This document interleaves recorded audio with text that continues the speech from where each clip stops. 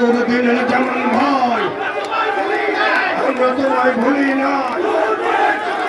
কে বলেন জিয়া নাই, জিয়া সারা বাংলায়। প্রিয় নেতা জনাব তারেক রহমান সাহেব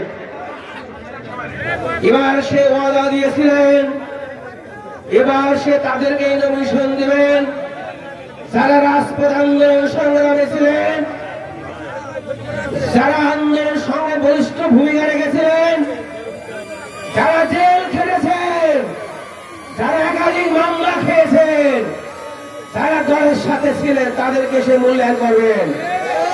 আমার প্রিয় নেতা অক্ষরে অক্ষরে তার কথা পালন করেছেন বিদায় সে আমাকে শিবচর থেকে নমিনেশন দিয়ে আমাকে ধন্য করেছে। সে আপনার শিবচরবাসীকে ধন্য করেছে, সে আপনার শিবচরবাসীকে মূল্যায়ন করেছে।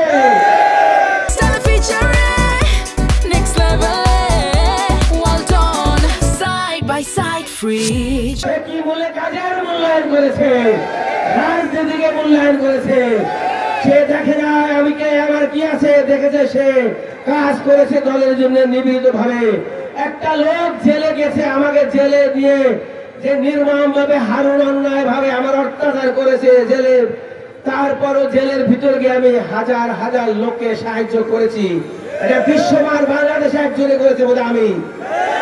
এই প্রমাণ বাংলাদেশের আমাদের মহাসচিব থেকে শুরু করে, মির্জা আব্বাস সাহেব থেকে শুরু করে, আমির খুরশি সাহেব থেকে শুরু করে, আমাদের স্টাডি করে আরো মেম্বার আবুল আমার ভাই থেকে শুরু করে, আমাদের খোকন ভাই থেকে শুরু করে অনেকে জেলে ছিলেন, আমরা একসাথে ছিলাম।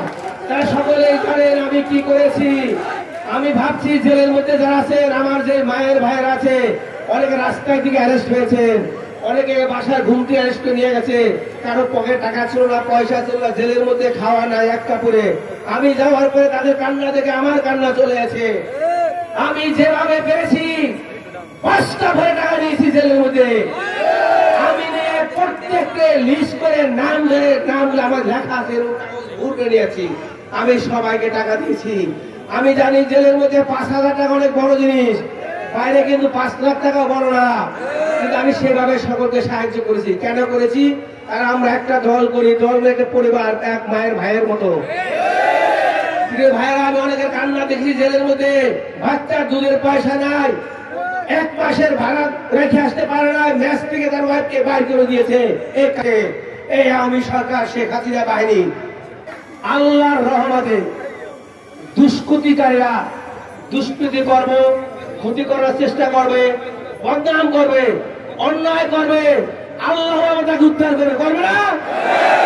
আমার বিরুদ্ধে যতই ষড়যন্ত্র করুক না ভাই, আমি যদি মানুষ ভালো হই, আমি যদি জিয়া রহমান সাহেবের সৈনিক হই, আমি যদি জিয়া রহমান সাহেবের সৈনিক হই, তাহলে আল্লাহ আমাকে ভালোবাসবে না, আল্লাহ আমাকে উদ্ধার করবে না। আমি যদি 2 নম্বর হই, আমাকে আল্লাহ উদ্ধার করবে না, আমাকে কেউ উদ্ধার করবে না, আপনারা করবেন না। তা আপনার কাছে আল্লাহর কাছে দোয়া করেন, আল্লাহর রহমতে আমার নেতা আপনাদের দোয়া, আপনাদের চাওয়া, আপনাদের আশা সব শুনতেছে, সব দেখতেছে, সব দেখতেছে। ইনশাআল্লাহ আপনাদের আল্লাহ শুনতেছে, আমার নেতাও শুনতেছে। আপনাদের নমিনেশন আপনাদেরকে দিবে ইনশাআল্লাহ।